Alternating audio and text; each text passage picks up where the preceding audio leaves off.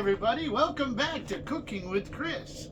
Here we are with Tux, and I just came home. You can see I'm wearing this red hat, and the reason I'm wearing this is because red is symbolic. Hold on a minute. Red is symbolic of having a birthday when you're 60 years old. So this is my birthday present, and so I'm wearing it today. So Tux is here. He doesn't really like to be held too much, but we're gonna be cooking some good stuff tonight. Recently my mom passed away, and we're gonna cook one of her favorite dishes, and it's called fish chowder. It's used with the cod or haddock fish, and in Japan they call it tara. So it's a kind of milky, creamy based soup. And stay tuned, because we're going to have a surprise at the end.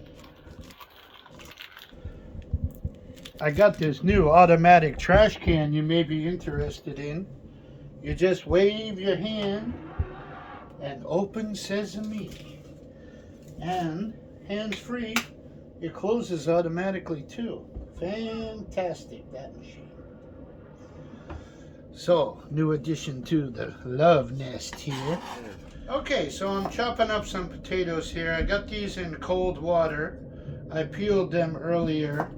And the reason we keep them in the cold water is so they don't turn brown on you. So, you cut them, you can cut them up, it's up to you, the size. They're going to cook faster the smaller they are. So, how much of a rush are you into getting your soup made? Some people would make a roux like we did last time, and making the soup a little thicker. But no, we're not going to. When we cook the potatoes, they're going to kind of melt in the soup. They're going to add a kind of thick and chunkiness to the soup that we're looking for. But some people, when they make a chowder, they will add, they will make a roux and make the kind of thick and creamy kind of soup. Later when we eat the soup, you'll understand it's more like a soup than it is a chowder. No, I'm going to add fresh cream at the very end, but the potatoes are already going to be fully cooked, and they're starting to fall apart in the water. And so the potatoes are going to be actually the thickener in this case. I have some fish prepared here. If you can, I can show you here. And we're going to skin this fish and wash it off. This is actually the last thing that we put into the soup. So the first step is we're going to saute some bacon. And we're going to get some fat from the bacon. And then we're going to cook this onion in that bacon.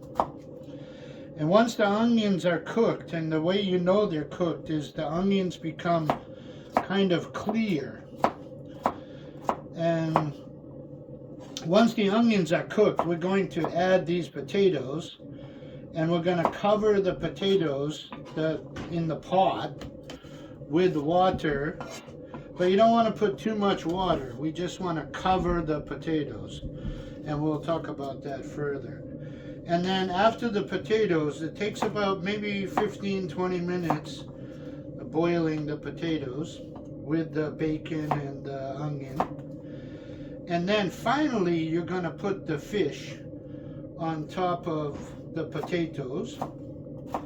And when the fish becomes white and flaky, that means the fish is cooked. And we're going to add about 200 cc's of heavy cream. And after we add the cream, you never cook anymore. Turn it off completely. Shut off the fire. And all right, now I'm going to cut this onion. Again, this is, the potatoes, the onion, it's all how you like to do it. So what I do here, to dice an onion, I cut it along. Oh, we got a little left. Hey. Uh-oh. Got a little skin. What kind of skin? Onion skin. Yeah. Okay, so I put a couple of slices in here, and then I slice it this way, and then I'm going to dice it from here. It's always good to use a sharp knife. This is a pretty sharp knife. This is my favorite knife at the moment. And the reason it's my favorite is because it's sharp. It's so sharp that I usually cut my fingers when I'm drunk. I do a lot of cooking when I'm drunk. So I don't put my fingers straight and I cut myself. Oh my God. So we'll chop and dice this onion here. And That was a good move with the sideways, halfway cutting through and then dicing. yeah, there you go. It's all ready to go. You know, they are, to make it's already sectioned up here. So I have to be careful with onions because I have a cat. And onions are poisonous for cats, so we have to be careful about that. Where is Mr. Tux? Okay, so are we ready to make the soup? Hang on. I believe we're ready. Okay, this is the pot we're going to make the soup in.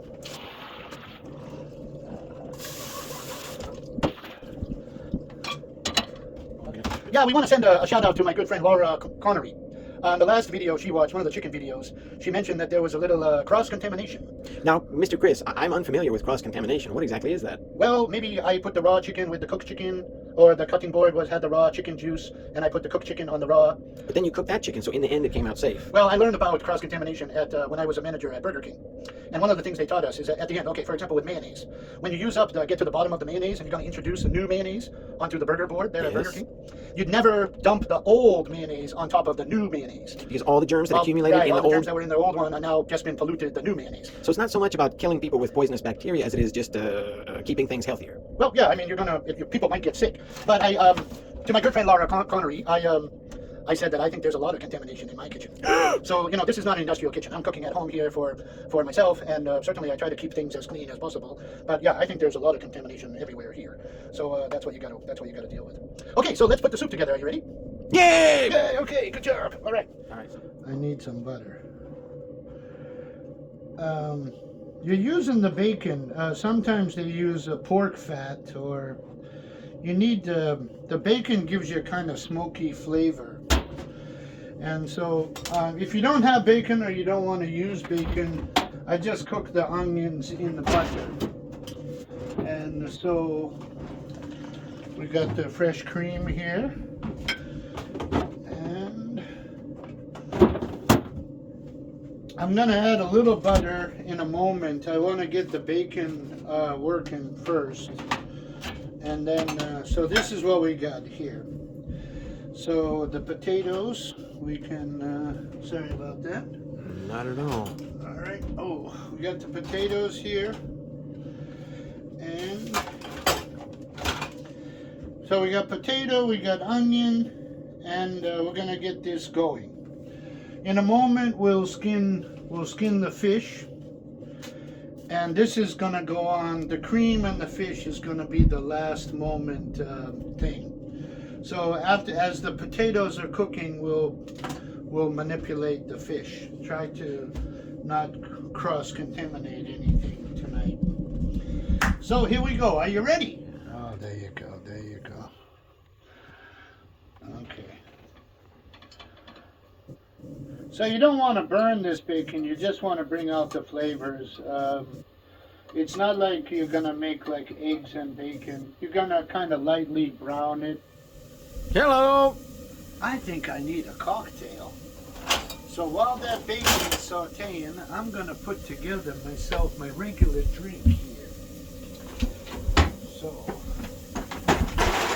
as you've seen in my other videos, because of my diabetic situation, I drink vodka with club soda and lemon. So put about a jigger of vodka in here.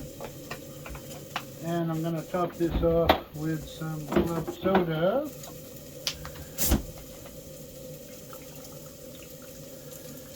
And leave a little space at the top there.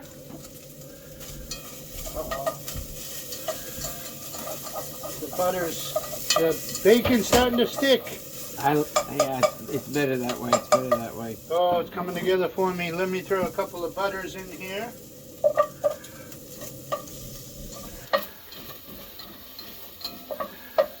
All right. This browning of the bacon will also give a little bit of color to the soup. So now I've added the onions here. And I need to reach over to my lemon. I'm working with the fresh lemon tonight. So we're kind of in the middle of a couple of different menus here. So let me just squeeze my lemon. Woo! And I think we just we experienced some cross-contamination right there with that. Oh my God. They're cutting the lemon with the dirty knife. But it's only one person eating the stuff, really. Yeah, so, I mean, yeah, I'm not. This is not a restaurant, and I'm not serving the public. So. Besides which, the bacon is burning. Yeah, I've got to get over to that. No, this is going good. So, wow, you can really smell the onions. I think the fire's a little strong here, so we're going to turn that down. Can you smell it? Oh, I can smell both the bacon and the onion. Yeah, that's what we're looking for. That, when we add the potatoes in the water, it's going to deglaze that pan, and all of that burned bacon activity is going to rectify itself. Sorry. Rectify. And I think we're good here. So, You want to take a look here? so step by step. First, it's the bacon in, and then a little bit of butter, Right, and then add in the onions. right. And now we're going to add the potatoes. But after the potatoes go in, I think you got to add the water pretty quick. Yeah, well, immediately. So, but the point is, I probably, every time I make this, I put too much water. So we really want to be we just want to cover the potatoes with the water. I'm using filtered water. Okay, so now, how much did I use? I used about 800 cc's of water, and I'm just covering the potatoes. And now we want to boil these potatoes. Can you see how we're looking here? We're mixing the onion with the potatoes.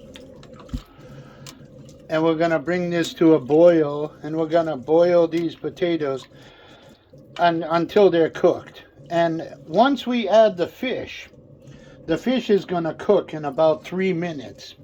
And then we're going to add the cream, and the soup, the chowder's done. That's Tux banging around in the back there. Well, I believe, I love pepper. I put pepper in everything. But I believe that salt is, it's based on your person's taste. So I don't really, that's why you go to a restaurant. At the restaurant, they want you to drink. So you're going to find in a restaurant that the food is pretty salty because they want to sell alcohol. Restaurants make most of their money on alcohol. So I think that salt, now this dish here, the butter has a little bit of salt in it, and the bacon is certainly salty. So there's some salt here. It's not naked of salt. So we're gonna get this cooking. It's gonna take about 15 minutes. And how do you know when the potatoes are cooked? Well, you stick a fork into them and they are done. Well, that's the thing. I cut the potatoes rather small, so they should give me a little bit of time to enjoy my cocktail here. Oh yeah, that's nice after a hard day at work. All right, so we're gonna add some black pepper again. A lot of people would use white pepper in this case, but I don't use white pepper. But because it's a kind of creamy thing, people would use white pepper. I'm gonna put a little dill weed in here. You don't want to roll this up and smoke it now, boys and girls. It's weed, but it's a spice. It's not that kind of weed. Now, when you say dill weed, this is basically what dill pickles are made out of. Exactly. And we're going to put a little bit of nutmeg. So we're going to use black pepper, white pepper. We're going to use a little bit of nutmeg, and we're going to use a little bit of dill weed. Yeah, dill is it's an herb or a spice, and that's a dry. Okay, we're boiling now here, and you can see the soup is now taking a kind of light brown color. Can you see that? It's not clear water there. That's the bottom of the pan has now come off into the soup here. And it's just been about 10 minutes. It's been boiling. We can take a little check. Probably grab one of the bigger potato pieces. And if the fork goes through it smoothly. Yeah, these are still pretty hard. What's the matter, Tux? There's a ghost upstairs, he said. We're going to give it a couple more minutes there. While we're letting that cook, let's take a look at how to skin this fish. Some people have difficulty skinning fish. I'm not really an expert myself. But this is, I bought this the other day, it was in the freezer. What I do is I grab the end of this. The skin is already. We're going to zoom in on this, hang on, because this is. And I'm gonna get my knife under the skin here, and I'm just gonna push my knife through this piece of fish. And basically, it comes off pretty clean. I mean, that's basically just the skin there. Now, this fish is kind of thick, so I got that little extra piece there. But now, this fish has bones in it. I'm not gonna kill myself. This would be something I'm gonna just pay attention to when I eat the soup. Wait a minute, Chris. What kind of fish did you say this was? Well, this is a haddock or cod is generally used for this soup. In Japan, they call it tara. But yeah, this has a big bone going through the middle of that. We're going to have to pay attention when we eat that. So here we go. Does that mean that haddock and cod are the same thing? Basically, yeah, they're like brothers, similar fish. You'll find it in restaurants in the United States. You'll see on the menu scrod. And scrod is spelled C-H-R-O-D. S-H. S-H, I was going to say, it sounds like trod. S-H-R-O-D or S-C-H-R-O-D. Shrod. And that means that the C one, S-C-H, is cod, and the one without the C is haddock. Oh, I'm going to have to link to the Wikipedia on this one. Oh, you better get to your Wikipedia. But now, there's a lot of bones in this fish here. You probably want to debone it, or just be careful when you go to eat the soup. So I'm having trouble getting a grip on this. But actually, once you get that skin, you grab. Tux is really been making a lot of noise here. Tux, what's the matter? There's a ghost upstairs, he's saying. Okay, look how that's coming apart there. You just get the knife under there and just rip it on through, and you got a nice clean piece of fish there. Yeah, that's good, clean. So, this is kind of big pieces of fish, so I'm getting a little bit on the edge here. So, and it's certainly we have to be careful when we eat this tonight, because there's certainly going to be a lot of bones in here. Now, if you were going to debone the fish, how would you go about doing that? Well, I mean, you get the bones are pretty visible here. This fish is kind of frozen right now, so you would want to have a certainly not frozen piece of fish. And you can feel the bones. You can run your finger along and feel there's some bones here. This bone, you have to. This going to rip out some of the meat's going to come along with it. But yeah, that's pretty much the bone section. And now I got a nice piece of meat there. You know, it's good to have a nice piece of meat. We can rip this one out too. Put your finger along your bone. I keep my bone to stay home alone with my bone. So yeah, I'm gonna get out some of it. But we're certainly going to encounter some bones here. This is gonna take a while. Now I noticed in the background the sound of boiling, and I know that we're still attacking that potato situation. Yeah. If the water goes too low, is that dangerous? No, I think we're looking good. Again, this is what I'm gonna leave this bone in here. This is what gives the soup its kind of chunky. It's kind of chunky texture, yeah. So if you don't cook the potatoes thoroughly, you're actually hoping that the potatoes are going to melt. Right. It's the starch. Right. And they're going to melt. I'm going to wash this fish now here. Camera controls. Hello, camera controls. Now what we're going to do now, Tux, are you helping me? Uh-oh. All right, what we're going to do now is clearly the potatoes are cooked. And so what we're going to do is we're going to lay this fish on the top. This is boiling pretty well. It's boiling rapid boil. So I'm going to lay this fish here. You're not going to chunk the fish? No, it's going to chunk itself. That's how you know it's cooked. Huh. We're going to bury this fish in the water. Do we turn down the temperature? No. And when this fish turns white, and it's going to like flake apart, then we'll break it into the soup. And it will incorporate into the soup. And when do you add the spices? Well, that would be a good time to do that right now. Okay. You know, some people, they put the spices in early on. And, but the spices are going to make things burn quite a bit. So I kind of do it towards the last moments. Little fresh ground pepper here. Ah, I can smell that. You know, pepper's the king of spice. I'm only going to use a little bit of nutmeg. This is dangerous. If you use too much nutmeg, I heard that you can have hallucinations. Really? I wouldn't know. But sometimes I hallucinate without nutmeg. Maybe some flashbacks from my earlier teen days. But the nutmeg, you don't want to use too much. It's kind of strong. This is a light flavor. The dill is okay. And, you know, pepper, I can just use that anytime. I also heard, now correct me if I'm wrong, because I know that you know about history, that the Roman Empire went under because of pepper. So this fish is starting to flake up now. It just falls apart. The fish turns white and it starts to fall apart. You can see here, it's just kind of flaking up. And so we're going to give this about 2 or 3 more minutes. And the potatoes are also breaking up here. And you can see this soup. It's not a soup anymore. It's becoming a chowder.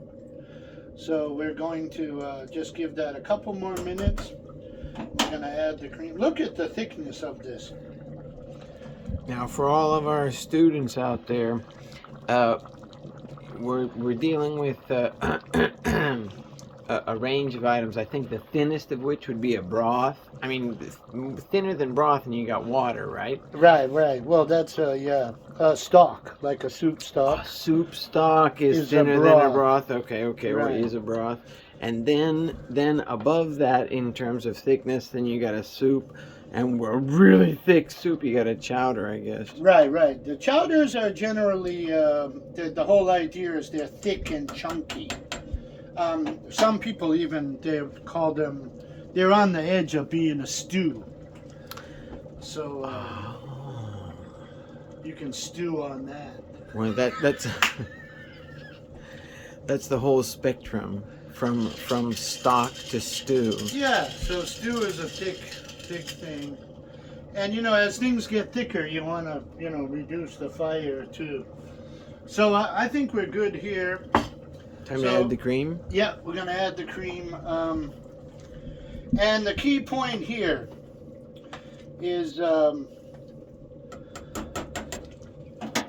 after, I'm shutting off the fire now. And after you shut off the fire, there's no more cooking. You're going to add the cream. If you continue to cook with the cream is going to break in the soup, and it's going to make like it's hard to describe, but it's not going to be cream anymore. It's gonna burn and turn brown and kind of cook. No, it's gonna lose its creaminess, and it's going to become like milk. And so I'm going to dump this cream in here, and I'm going to stir it one time.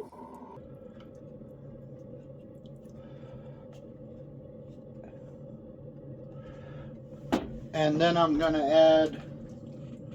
All right, so now we got a milky chowder here. Now some people will actually use milk when they're making this.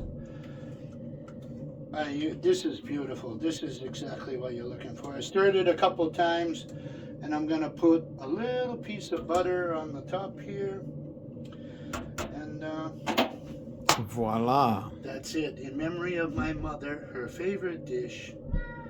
Fish chowder. I wonder if we can. Wow, it's too much soon. But you can see the butter melting. It is melting, isn't it? That's about where we want to be.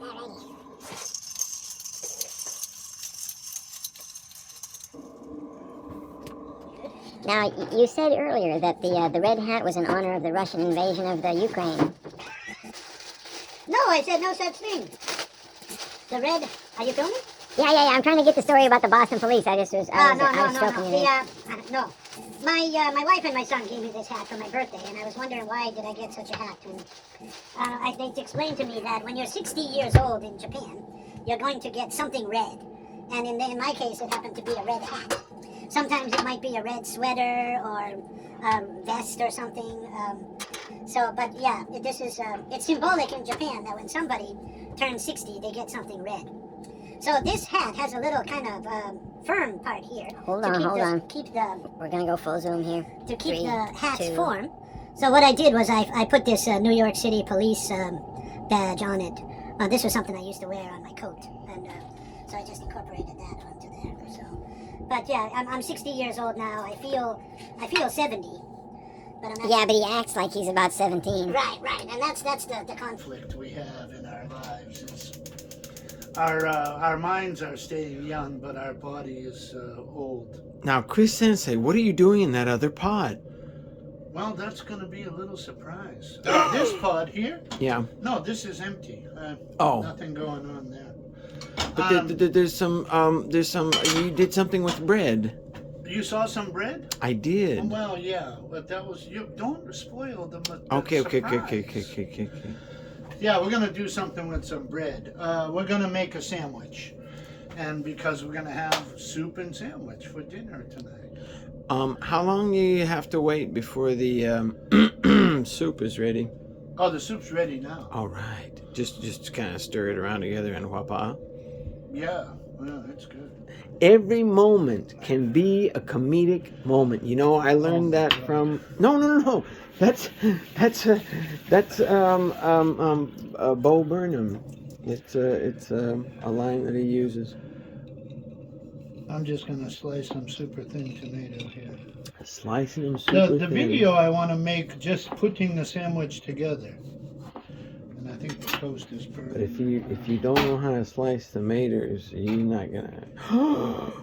It's a good thing I didn't catch that on camera. That was just like a shit. Hang on. All right, I On need to get the bread. lettuce. Man, he just totally. I didn't get that, but he totally toasted the toast in the fish cooker. That is so ironic, man. So ironic. On the day that World War III started, you toasted in the fish cooker and you cooked fish in the soup cooker. All right, let me grab a dish out of here. I heard. Now listen, I don't know, but maybe you can correct me. That if it smells like fish, it's quite a dish. Oh, here we go. Best Foods. This is Best Foods real mayonnaise. This is American mayonnaise. And in my hometown, this is Hellman's mayonnaise. So this is the surprise part of our video. Is we have a special feature. We're going to put together a bacon, lettuce, and tomato sandwich. Now, you can use turkey breast or chicken breast when you make this sandwich, and it becomes a club sandwich. So, I'll make that a kosher advisory. yeah, okay. But what? The chicken, what? Oh. No, because of the you can't put it in a so the turkey or whatever would be a good idea. Oh, I see. Okay. So, we got the lettuce and tomato. And I use this stuff generously. And we got bacon. Now I have put a lot of mayonnaise on this bread. And here we have the ultimate premium. Now if you look at this, the bacon's going this way. It's going this way. So I'm going to cut this sandwich this way.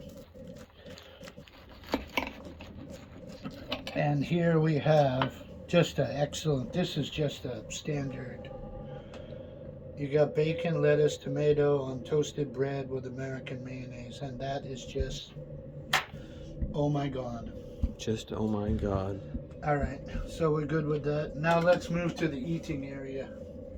So here we are. I got the soup here. I'm surprised. It's actually a thick, creamy soup. And I'm gonna give it my first try here. I'm a little nervous about fish bones. Chew a lot. Yeah, so I'm gonna be checking very carefully. There's big chunks of fish in here. I don't know. It's fishy, and but it's perfect.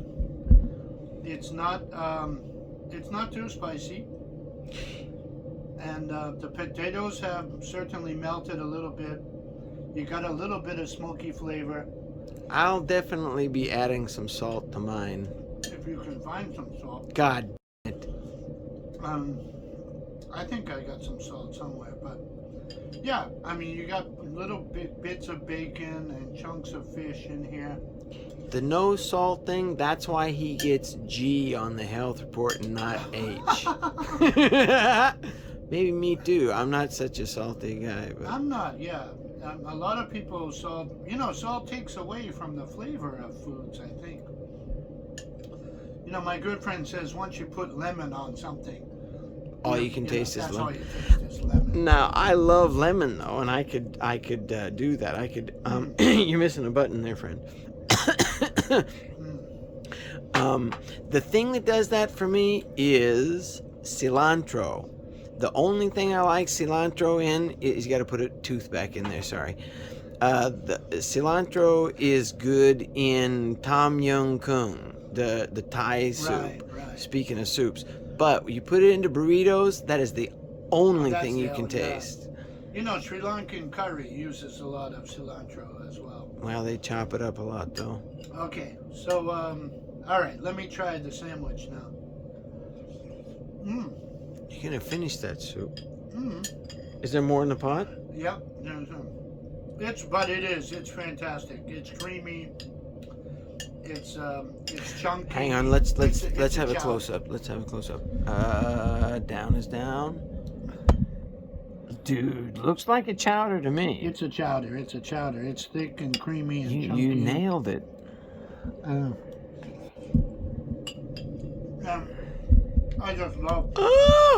I just love potatoes. I could eat this every day, breakfast, lunch, and dinner. All right, so here we are at the American style BLT, and this is a classic American favorite sandwich. And very easy. Yeah, and once you've had one, it's like An orgasm in your mouth? kind of, yeah. But this is going to deliver that salt you're looking for. The bacon's pretty salty. I usually cook my bacon pretty crispy, and it's going to crunch up. And when you bite into this, Yeah, I think that is. it's a mini salad in a piece of bread. Oh my! Yeah, but any mustard in the house? No, God damn it! maybe I might have karashi or something, but I don't need that. That doesn't go on. well, this is great. That would be some kind of communist thing, adding mustard to this sandwich. Mustard is another one of those things that I could put on almost anything, and I would like it, even if the whole thing tasted just like mustard. All right. So thanks for joining us, and remember, eat well, live well.